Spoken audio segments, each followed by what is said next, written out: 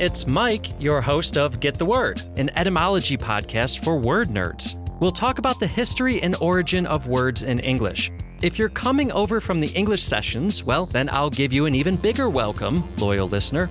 Get the Word, an etymology podcast for word nerds, available on Spotify, Apple Podcasts, and wherever you get your podcasts.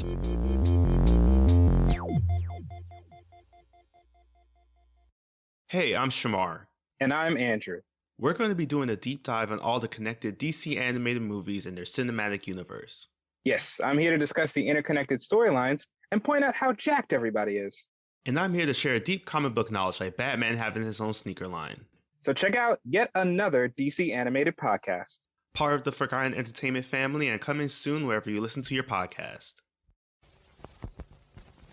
Ladies and gentlemen, please notice that exits are conveniently located at the front and rear of this auditorium. When leaving the theater, we suggest that the exit at the front of the auditorium will allow you easier access to the parking areas. Thank you. Nothing. You done? Story elements, Butler. Story is a great thing. Is what we're doing. You're telling me a story here. I'm like, oh, you're done. You're done. He hasn't. He's still leaping, but he's not home yet. All right. They just need to do the episode before everyone dies. Ziggy. So when he has sex with them, they bang. Hello, I'm Mike Butler. I'm Mike Field. And you're listening to the Forgotten Cinema Podcast. Each episode, we highlight a film that for a variety of reasons was forgotten by audiences, whether it be because a more popular movie was released at the same time or the film simply didn't catch on with an audience in its initial run. We'll discuss what we love about the movie or maybe don't love about it, but we'll always recommend you revisit it. You never know, you might find your own forgotten gem. If you enjoy our podcast, please feel free to rate, review, and subscribe on Apple Podcasts, Spotify, or wherever you're listening to this podcast right now. Nice. Yep. Right? running on empty, running blind. Oh, wait a minute, that's not what we're doing. It's not in the film. That's not, I mean, the big opportunity here, big lost opportunity. We are doing the Hello, Mike, how are you today? I'm sorry. We are doing the Hello, Mike, how are you? Yeah, we are. That's a long time. I'm doing all right, Phil. How you doing? I'm all right. So we're doing the 1988 movie Running on Empty, and I was singing the 1979 song from Jackson Browne, also called Running on Empty, which is a big lost opportunity why this song was not in the movie. I just, I don't understand. I could have done it at the end, could have done it at the beginning, could have done it in the middle, could have done it anywhere, Butler. Anywhere. I'm very sorry that is what you took away from this film. No, of course not. So let's get into the synopsis, and then we'll get into some facts, and then we'll get into our viewing notes. And just describe the format of the show. Arthur Pope and his wife Annie are fugitives perpetually on the run from federal authorities due to their anti-war activity during the 1960s. Well, not just their activity, blowing up a building. Their domestic terrorism. Yeah, exactly. The couple moves around the country with their two sons, young Harry and his older teenage brother, Danny. On the verge of adulthood, Danny longs to set out on his own and live a more stable life, but he knows this could mean permanent separation from his family. It's an okay synopsis. There's probably a little bit more room for a little diving, a little deeper there, but That's what we're here for, guys. Running on Empty has a runtime of 116 minutes. It's rated PG-13, production budget of $7 million. It was released on Friday, September 9th, 1988. Opening weekend, it did $215,000. Domestic and worldwide are equal in 2.8 million. So not really a box office success. Financially, more of a critics darling kind of thing. Critical success. I think that's what you get when you get Sidney Lumet for the most part. Production company is Lorimar Film Entertainment and Double Play, distributed by Warner Brothers.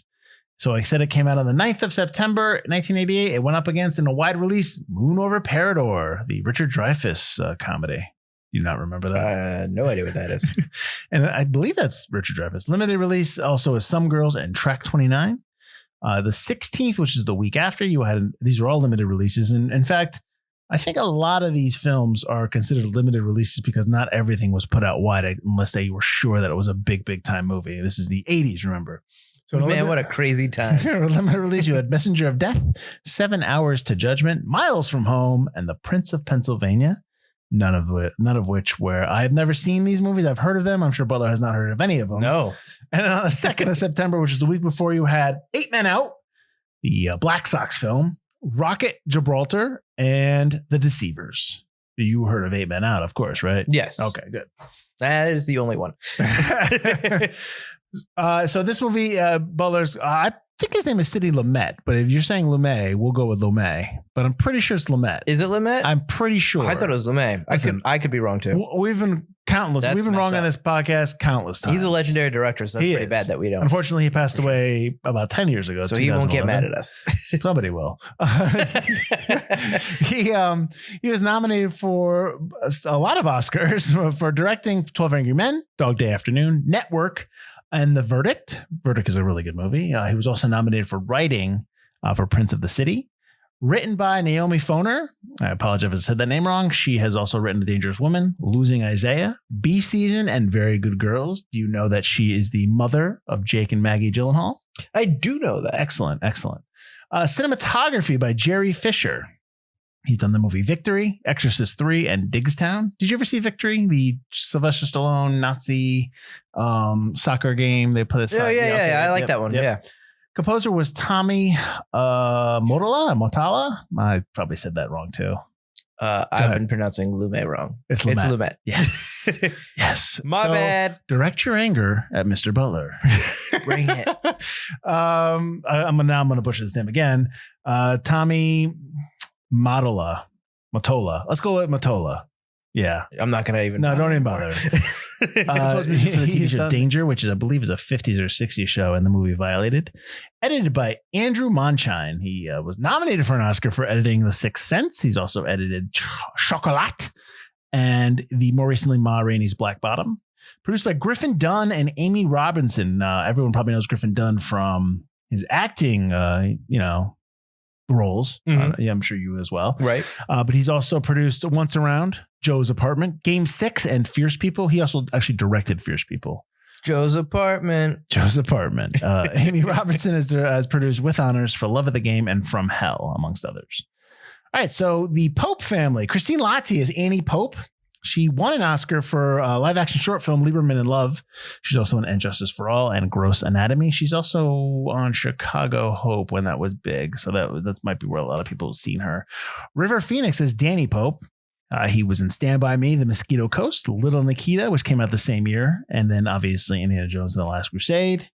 So this is our third River Pheonix film because we did Sneakers and we did I Love You to Death. And then Jonas Avery is Harry Pope. He's the younger brother. He's not really in a lot of stuff. He was in a movie called Slaves of New York, but that's about it. Martha Plimpton as Lorna Phillips. She was in Parenthood, Mrs. Parker and the Vicious Circle, and the TV show Raising Hope. Obviously, she's in the Goonies as well. Ed Crowley as Mr. Phillips. He was in 3 Days of the Condor, Butler. We did that. Yes, we did. Serpico and Witness. L.M. Kit Carson as Gus Winnett. He was in Hurricane Streets, and he actually is a writer. He wrote Texas Chainsaw Massacre Part 2 and Paris, Texas. Stephen Hill as Donald Patterson. If he looks familiar, that means you watched Law & Order like I did because he played Adam Schiff on Law & Order TV show for like over 200 episodes. He's also in the movie Raw Deal, The Firm, and Billy Bathgate. And we have 2 Ghostbusters alums in this movie. I don't know if you caught them. We have David Margulies as Dr. Jonah Reif, the dentist. Yes, sir. He was the mayor in Ghostbusters. And we have Alice Drummond. I just had a conversation with J.D. Rack. Alice Drummond as Mrs. Powell, where the guy steals her credit card and she's the librarian in Ghostbusters. So I thought that was interesting. My father. Who did her father think he was, or her uncle? Oh, man, I can't remember. So just real quick, this movie was nominated for 2 Academy Awards. Best Actor in a Supporting Role, River Pheonix, well-deserved, and then Best Screenplay, as well as Naomi Foner. It was filmed on August 17th, 1987 to October 1987, and that's all I got right now for facts. We'll get into some other stuff. Yeah, light on facts. This is an 88 film, so I'm going to assume you had not seen this movie. I have not seen this movie. Elyse has seen this movie. That's right. This is a suggestion. It's an Elyse suggestion. So actually, before we go on, yes, let's listen to a recording from Elyse that I totally listened to now and not 10 weeks. Star of Crackin One Open, the podcast from Forgotten Entertainment. Go ahead, Elyse. Take it away. Hey, this is Elyse. I am, I guess, Butler's fiance. That sounds weird. And co-host of Crackin One Open, also part of the Forgotten Entertainment family. So thank you to the Mics for taking my recommendation for this season. The first time I saw Running on Empty was in freshman year of high school. I had just kind of discovered, if you will, Stand By Me the summer before that school year, and I was obsessed with it. Like, watch it every day and learn every line kind of thing. So when I had to choose a famous person to write a report for drug and alcohol awareness class as a freshman, of course, I wanted to learn more about River Pheonix. And I ended up kind of going down a rabbit hole trying to watch every movie of his that I could get my hands on, as 14-year-old girls do. But Running on Empty really stuck with me. Not that I necessarily understood the political undertones of the movie at age 14, but what grabbed me then is that every member of this cast is so talented. I watched it for River Pheonix and ended up being enthralled by everyone's performance. Martha Plimpton is great, Christine Lahti, and especially Judd Hirsch. I think this might have been the first thing I saw him in that really made him a memorable actor for me. But really, there are just no weak links in this cast, and it makes for such a heartfelt and heartbreaking performance. I love this movie, and I hope you guys did too. I can't wait to hear your thoughts about it. So thank you again for choosing it, and enjoy the show. Wow, enlightening. You know, and not knowing what she said. Yeah. I'm pretty sure it was just I had a crush on River Pheonix and I like this movie. Who doesn't, right? Who doesn't? Wait a minute. This movie's 88. So she's like 2, right? Or 1? Stand By Me is like her favorite movie of all time. Oh, he's younger than that, so I can understand her having a crush on it. She probably saw it younger, but yeah, I guess so. I understand. I guess that. He has a lot of hair. A lot of hair in this movie. He's always got a lot of hair. I think that's what the ladies like. Is it Butler? Is it? I don't know. My hair just froze up. I can't do what River Pheonix does. All right. So I'm curious if now this is going to be the cause of some derision in your household if you do not like this film, because she clearly likes it. So what did you think of the film, I guess, overall, before we kind of nitpick and dive into it? This is not a film I would normally watch. This film is long. It's 2 hours. It feels long, but it's really well done. It's really well acted. It's a very good film. I did quite enjoy it. Mostly the acting more than anything else. There were some story choices that didn't really jive with me. Mm-hmm. It's not perfect, but the acting in this film is so good. I think it kind of makes up for some of the shortfalls of the actual plot and stories. Okay. That happen.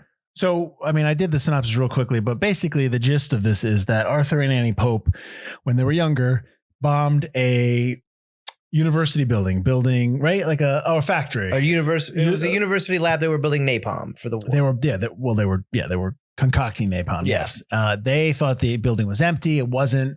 It actually, there was somebody there. Yeah. So they actually blinded him and paralyzed the janitor. Regardless, they're on the run for their lives, or they don't want to get arrested. The FBI is after them.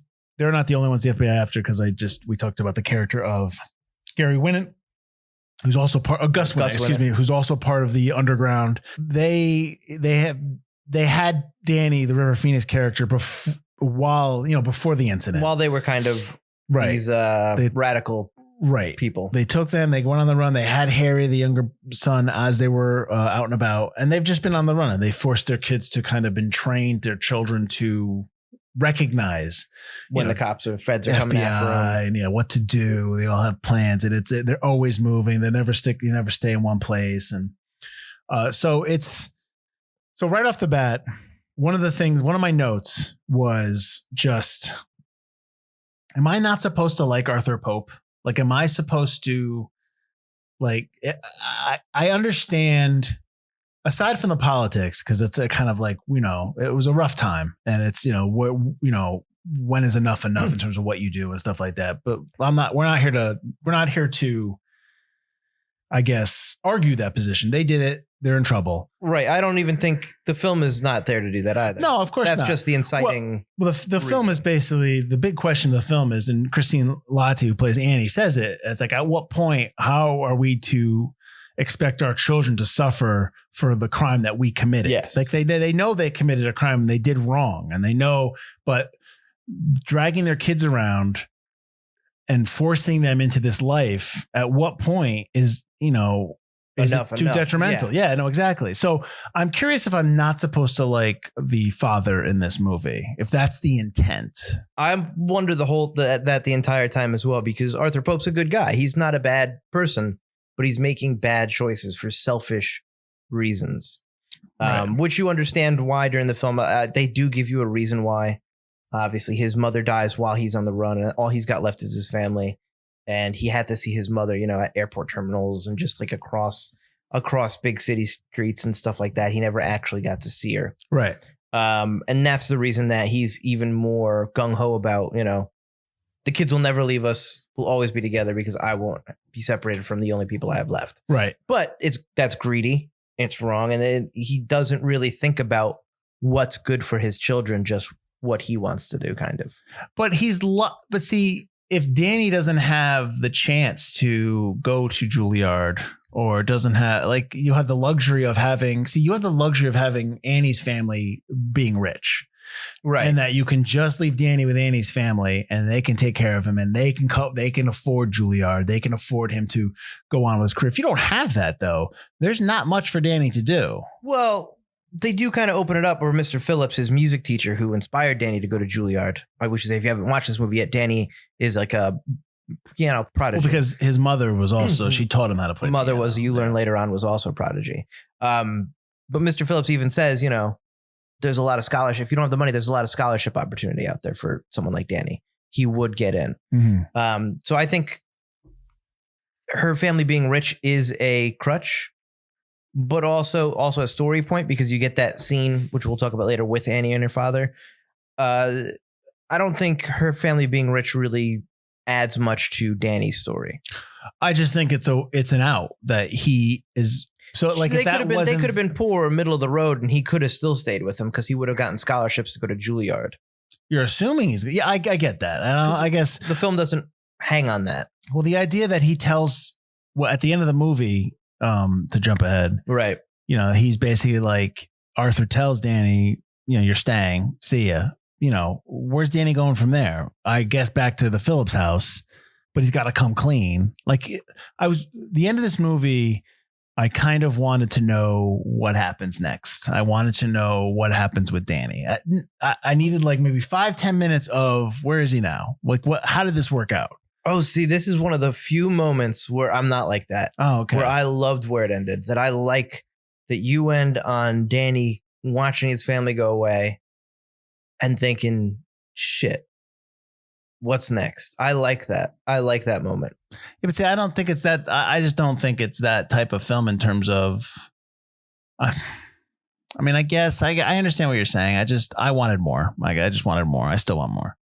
Even River Pheonix wanted more. He mentions at the Academy Award luncheon or something that he kind of wanted a sequel. But I don't know. I don't know if I need a sequel. I just wanted to know what happened to him. Give me a short film.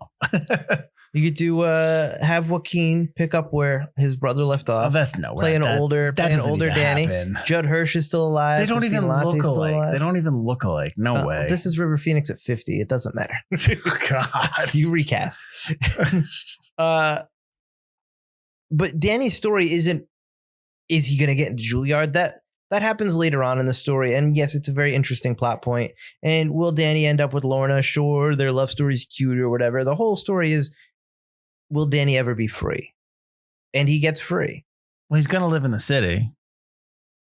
Like, so he's gonna live with his grandparents. Yeah, he's gonna live there. But he'll probably work out the rest of the school year. He's gonna want for nothing because they can afford it. Even if he doesn't get a scholarship, if he gets a scholarship, doesn't get a scholarship, it's clear that they can afford Juilliard. They can give him what he needs to get. So why do you care? Danny's cool. Because I don't know. Because I guess I want to see him. I mean, he kind of, under the guise of pizza delivery, he does meet his grandmother, right? Just to kind of see her. But I kind of want to see that conversation between Danny and his grandparents, who he's never seen or talked to in decades. Sure, that's all. I don't know. I wanted to see a little bit more. I was more interested in his story progressing. I think that speaks to how well done the writing is, and then how great a job River Pheonix did at playing Danny. He's a character you actually feel for, that you want to see succeed. Well, you're the one that had problems with plot holes and plot points. I wasn't arguing that. My problem is what you pointed out, but my first and main problem is Arthur Pope and his contradictory attitude of being a great guy and knowing what's right and wrong, but choosing the wrong thing for his family. He's a do as I say, not as I do guy. And which is evident when he comes home drunk one night and he's just basicking revealing his name. Oh, I'm this. It's like I did not like that scene at all. It's not. It's too much. I get it. Like maybe he's cracking under the stress, or he's falling apart because his mother died, like you said, and he's just struggling. He's struggling. Right. But, I mean, all that happens after his mother died. Gus returned and is making moves on his woman. Yeah, that was weird. Like you can, but regardless of that, has guns and stuff. Gus is 46 in this movie too. I'm 46 now. I do not look like him. Oh, right. Judd Hirsch is also 53 and Christine Lahti is 38. First of all, Judd Hirsch had his shirt off in one of these scenes. I was just like, woo! Judd Hirsch has his shirt off in a couple of those scenes. Really? I only remember the one. He's in bed with his shirt off and then he's shaving with his shirt off. I was just like, woo. Was he easy like sex symbol back then? That's right. Could the kids, how about the little kid always in his underwear? It's like enough already. Can you tidy whities? Put some clothes on? That's all 80s movies though. No, all I the know. Kids are always in tidy whities in the scenes. Is it also 80s where is this phrase? Because I've heard this phrase more than once. It was said more than once in this movie, but more than once in 80s films. You're certifiable. Like, oh yeah, that's like absolutely. A complete 80s line. That's an 80s thing. Yeah. You're certifiable, Butler. Like that's late 80s, early 90s. Yeah, certifiable was like the thing. Oof. I also, now we're going down memory lane. I also remember those milk handles that were for the. I vaguely recall. I think so they were probably gone before, like pretty quick. So there were plastic handles that you would slide the carton of milk in, and we just wouldn't have to. It was like they're awesome, but they don't make them anymore. They're not around. But I remember that. And that home ec class. I had a home ec class in middle school where you had all the stations and the ovens. Yeah, my middle school had the same kind of setup for their home ec. I was like, oh man, home ec. It's like it's a weird thing when you're in school and you're making food. It's weird. It's just like a weird this isn't where we should be doing this. I also I don't know about their school, but they're like, oh, there's a boy in our home ec class. They're all giggling. Yeah. In my school, like all the kids that were really dumb and didn't want to take actual classes all took home ec. It was like 50-50 guys and girls. Yeah. So it was just like, I'm gonna cook and get credit for school. Yeah, absolutely. I'm taking home ec. So two scenes I want to talk about where I thought the acting was really, really good was the scene when Danny tells Lorna the truth about who they are. Mm-hmm. I thought Pheonix was really, really good in that scene. And the father-daughter scene between Stephen Hill, who plays Christine Lahti's dad, Annie Pope, and I can't remember his name in the movie. Hang on, let me get his name so I don't screw it up. Donald Patterson. I thought both of their acting was great in that scene. I mean, Plimpton is good in the movie, but like that scene is the scene I'm talking about when Danny tells her the truth is really Phoenix's scene. So I thought he was really good in that scene. I don't know which scene you want to talk about first, but we can talk about that scene first because that scene comes first. Yeah, he's good in that scene. Absolutely, he's very much it's written very much like a kid admitting stuff. Yeah. He's obviously making choices that no adult would make when he's doing all that and he's saying things in a way that, is very over emotional teenager, but it works and it's totally, I believe it. Yeah. I mean, I think maybe people not younger now, but I think people growing up when seeing River Pheonix in films and knowing about River Pheonix, obviously he died way too soon. Drug overdose at one studio something, one of the clubs. Viper Club. Yep. Everyone knows that, but he's really, really good. And it's unfortunate because you obviously could see where he was going in terms of his acting career. And he took acting seriously. He was fantastic. Oh, of course. There's a couple moments here, or a couple facts here. He got an argument with the writer because initially for character choice for Danny was when he's playing the solo and he gets caught, he breaks into a jazz riff. That's how it was written. But he didn't think that his character would do that. Right. And I think it's when he's in the house. No, I think it's when he's playing for the music teacher. Oh, you're right. I apologize. And so he didn't think he would do that. And he argued about that. And they argued about it. And Lumet liked Phoenix's passion about that he just was like, let's shoot it the way he wanted it. And because he so was into his character and to his character. Yeah. Well, you appreciate that somebody who's young and you're doing a movie like Sidney Lumet and you're an older director and you have somebody who's young and you wouldn't expect that from them. Right. Yeah. Usually you have to bring that passion out of somebody, a youthful actor. But when you have an actor who's really, really good and knows what he wants and he shows that passion, then you're like, all right, I can trust him with this. Like he's really thinking about this. Right. And I like the way that they do that scene in the actual, like he still does switch to the jazz, but it's more just a natural progression. Just, okay, let me go to jazz now because I've shown off what I can do there. Right. Let me go into something more fun, kind of to match what the teacher himself, Mr. Phillips, did as well in class. Right. And also he learned all the hand motions for the piano pieces, but he did not. It's not his audio, which I was a little bummed about. But he learned all the. I thought that was weird. He learned all the motions, and they dubbed it. They probably dubbed it paraprofessional because he probably just wasn't a professional enough. Yeah. So, but he did learn all. So he did know how to quote play them, but he wasn't really playing it, or they didn't use that audio. So I thought that was good too. I thought that was very interesting. But let's talk about the other scene. Yes. The scene between the father, played by Stephen Hill, and then Christine Lahti is Annie Pope. What did you think of that scene? Why wasn't she nominated for Best Supporting Actress for that scene alone? That scene is incredible. That is some amazing acting. You're going to make me find out who. You're going to have to, because it's going to be tough for me to go, no. All right, go ahead. Keep talking. All right. I mean, the emotion, first of all, we'll talk about Stephen Hill first. The emotion that he's holding is fantastic. You can see the tears welling up in his eyes as he's still trying to play the hard-ass father who is mad at her for leaving, mad at her for abandoning her family, mad at her for upsetting her mother, and her mother always wondering where she was, not knowing if she was alive or dead, being angry that she said all the things to him before she left about him being a radical or him being the proletariat or whatever, and him basically causing the Vietnam War and causing it to continue and being part of the machine. An argument that many parents and sons and daughters had throughout those years. Right. Yeah. And he's still trying to play kind of the hard ass, but you can see that he's holding up these walls that are crumbling, that he doesn't know, that he's going to break down at some point. You wonder when that wall is going to break. And then it breaks at the end of that conversation. He tries so hard, even through her tears, to hold it.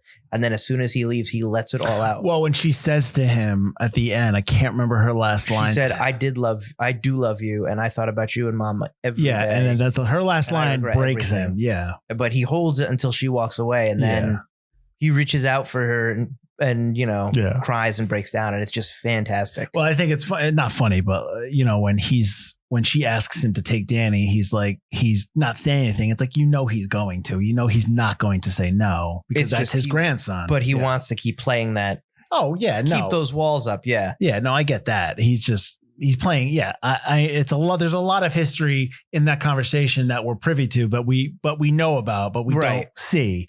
Yeah. So, okay. So would you think she would be nominated for leading role or supporting? Supporting. You think supporting? I think supporting. Because she's top billing. She's in a lot of this film. I would say it's River, and then her.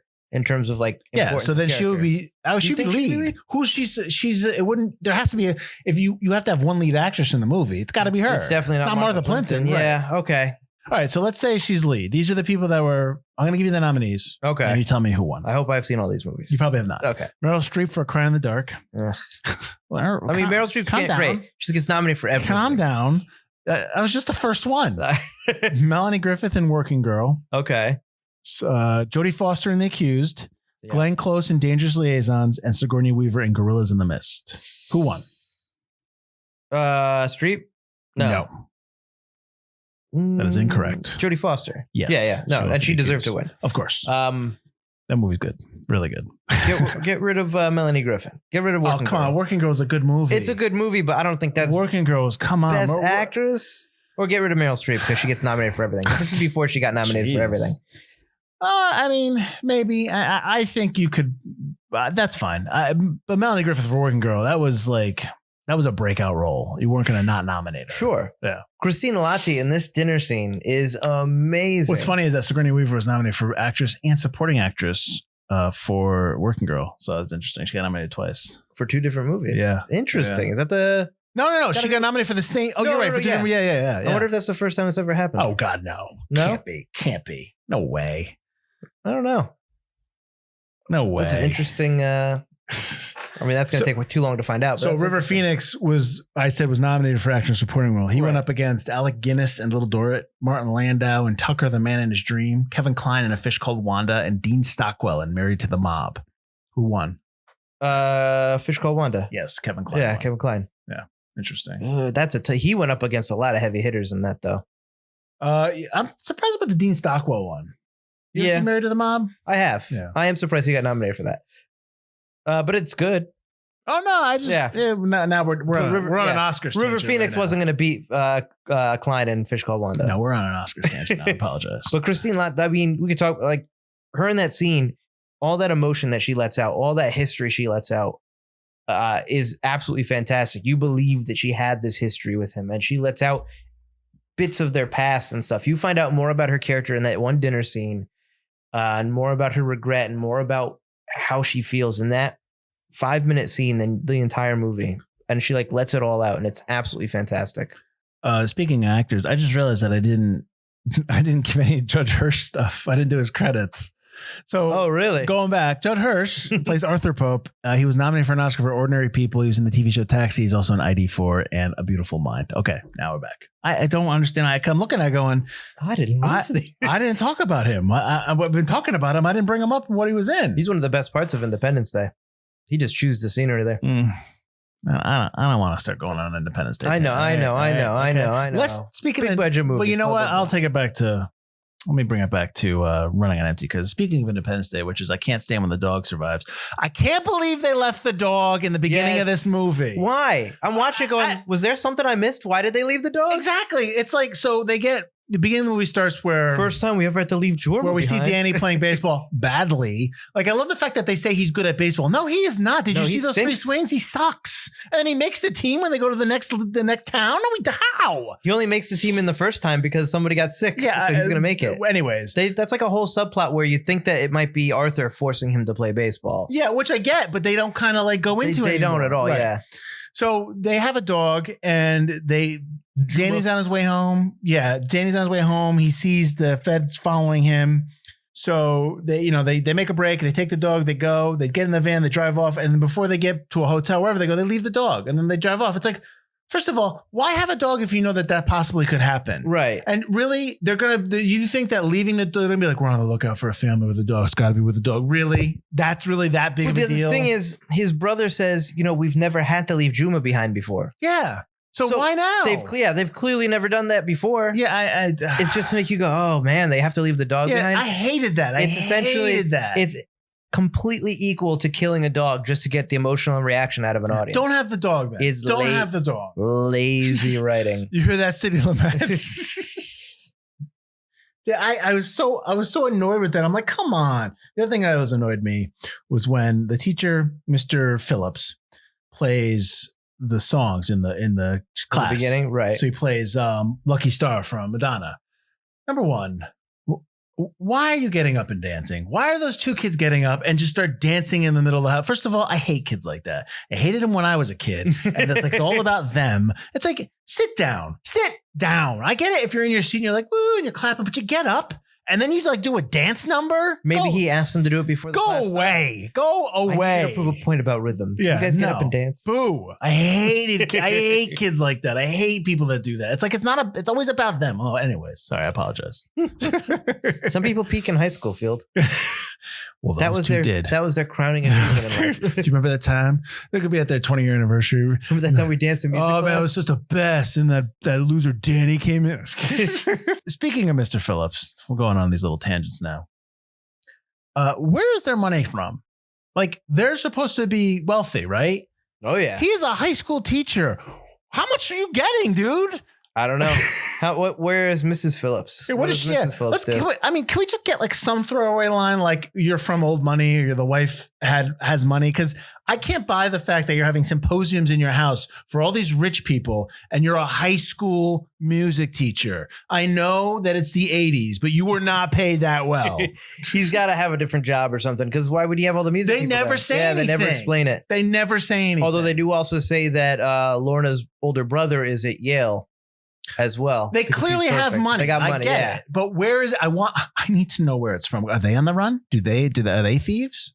We're money launderers. Yeah. I love how Lorna is terrible with her father. Like, she just yells at him. But then I'm like, I think 20 years ago me would have been like, she's mean. But having a teenage daughter now, that's on point.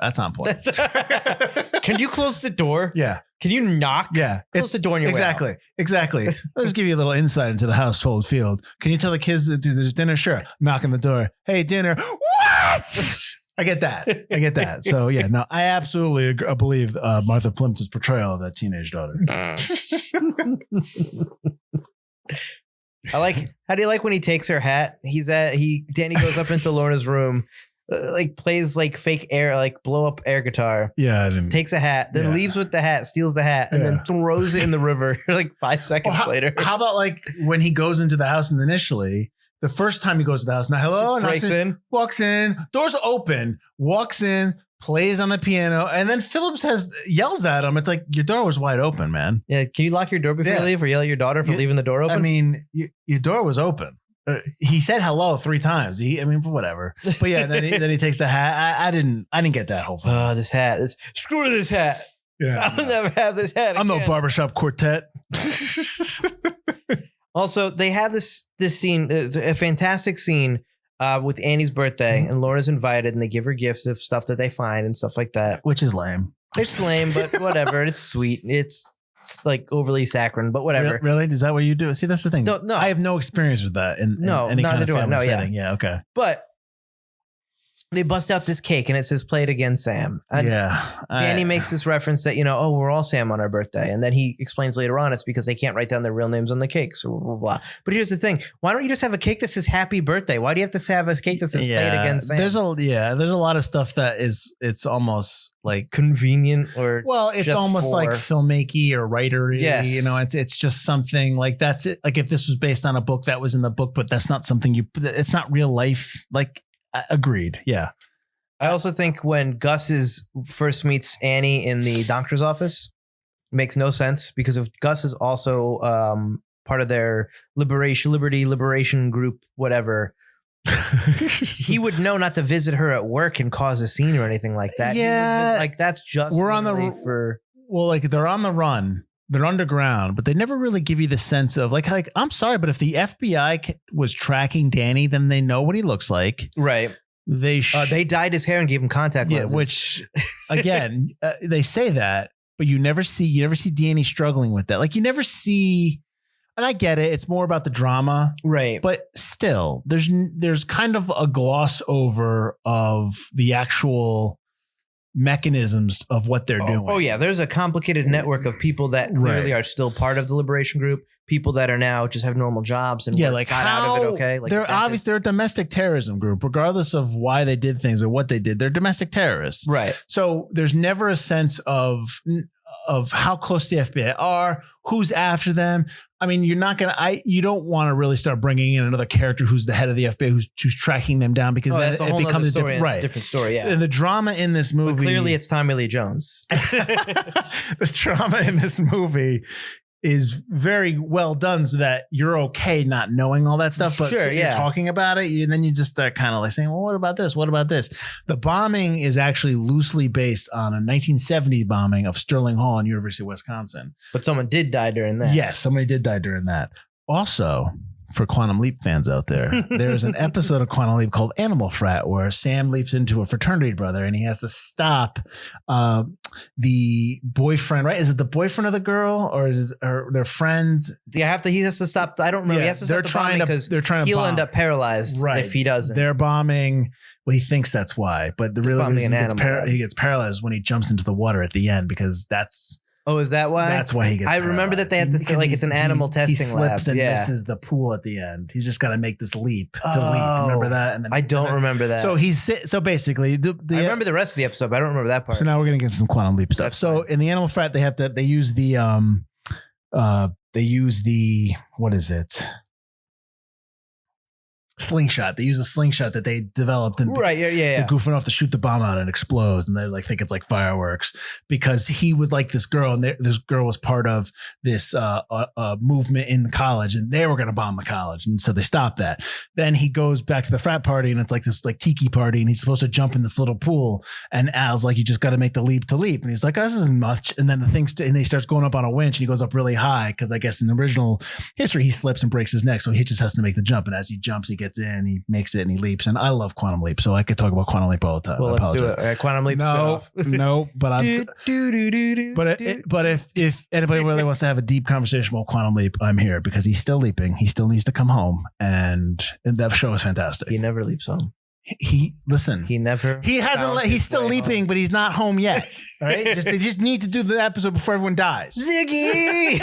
Of course, now 10 weeks from now, watch Dean Stockwell pass away. You're gonna have to be like, ding, hey guys. Oh man, no, I don't want to do that one. No, I'll do it. I don't want to do that. I'll ding. do it. We'll do it in memoriam for Dean Stockwell. If you haven't seen Quantum Leap, it's an 80s show, and it's awesome. It's awesome. And it's on Comet right now if you have that show. So it's on I believe it's also on Netflix as well. Is it really? Yeah. I have the DVDs. Physical media, am I right? I know. All right, well, back to Running on Empty. Why do you think it was forgotten, Butler? Well, what were we talking about when we went to that Quantum Leap tangent? Because the Animal Frat episode has the similarities bombing with to the Gus and bombing. stuff. Yeah. Oh, before we went off that spinoff with the Gus scene.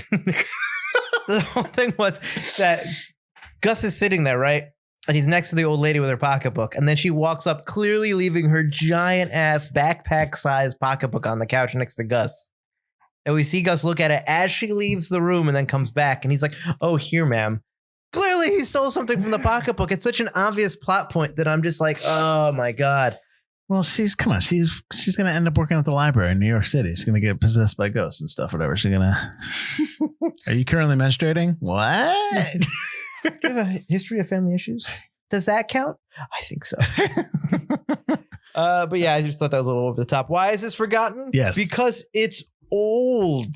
Jeez. No, it's not. It's a little older. You're old then. This is 32. I know, it's a year younger than me. I think it doesn't have a cast of... I think if River Pheonix were still alive, this would not be as forgotten. Oh, really? I would think him passing away would make this movie less forgotten because you'd want to go back and watch his films. He's nominated for an Oscar in this movie. Great. Do people I don't think anybody my age or definitely not anybody younger than me are talking about River Pheonix anymore. Do you think this movie could like be a Criterion Collection movie? Let me ask that. Yeah. That's probably what would happen. Now, maybe. I don't know. A couple few years, yeah. I don't know why this movie. Well, I could see this. This movie should be on like TCM or should be like a TCM classic that you see at a Fathom event or a theater or something like that. Right. I mean, this movie it's a slow burn. It's definitely a character piece. It's not exciting. It's not. It doesn't have like super memorable lines or anything like that. It's just a good, well acted film.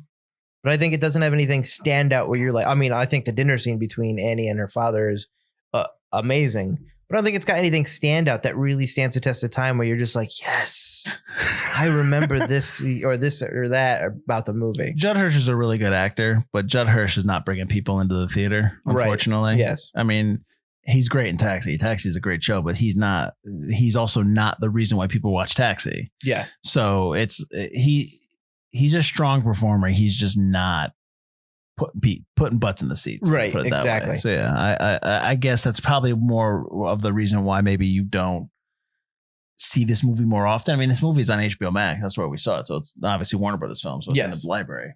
I think it's a movie that people should go back and watch. I mean, if like, you know, this whole podcast is about forgotten films, movies that maybe you saw once or never heard of. And I think this movie is definitely worth people watching again. Oh, absolutely. If you like dramas, I mean, they're far and few between studio dramas these days. So, I mean, it's a drama with a lot of good people in it. And it's got really great performances by almost everyone. If you are into acting, if you want to see what acting's all about, this is a film where every character, or at least all your mains, have really put work into their characters' past and history. And it shows without having to tell you their past or histories. It just... the work that they put into making their characters really shows throughout this film. Yeah. And it's got a strong hand in the directing chair. Sidney Lumet is a legendary director. I mean, I love 12 Angry Men. Dog Day Afternoon is really good. Network's really good. The Verdict is awesome with Paul Newman. He did the original Murder on the Orient Express. Right. So, you know, you're not going to go, we're not guiding. This isn't a movie where like, oh, you might not like it. We're not guiding you to a bad movie. If you like dramas and you're into like those type of like character, it's almost a character study, a little bit of a family. I think so. Yeah. Then this is definitely a movie that people should check out. Much like how they should check out us, Butler. That's nice. Right. Great that segue. Nice.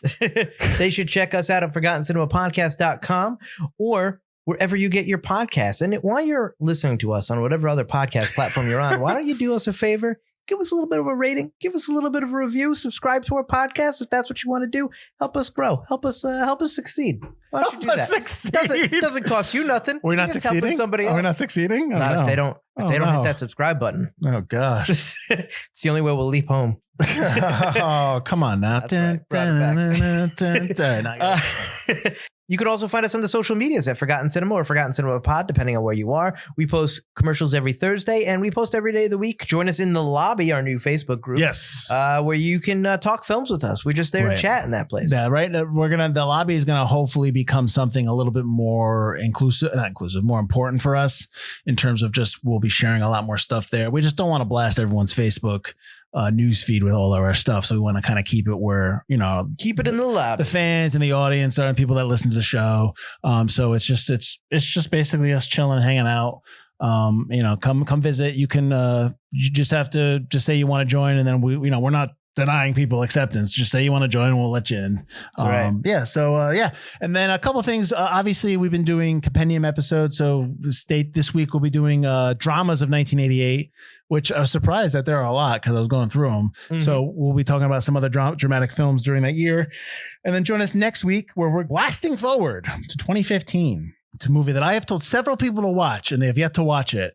And I think you have not watched this, but we're doing the Jack Black movie, The D Train, which is an independent film in 2015. And no recollection of this movie. So I'm going to tell you right now that there is a moment in the D Train that we are going to talk about next week. So if you have not seen the movie and you don't want to know the moment in the D Train that kind of like turns the movie on its heel or on its head, then don't listen to the episode next week. Watch the movie before. You know what? Before I do that, let's find out where it is.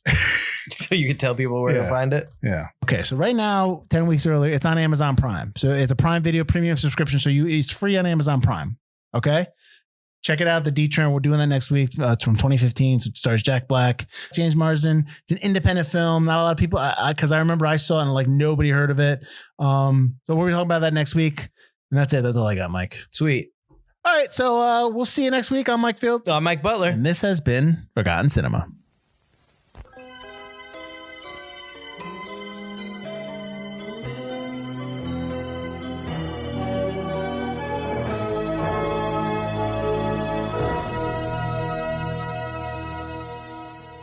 If you play that down clip, it's not going to play on YouTube. They're going to block it.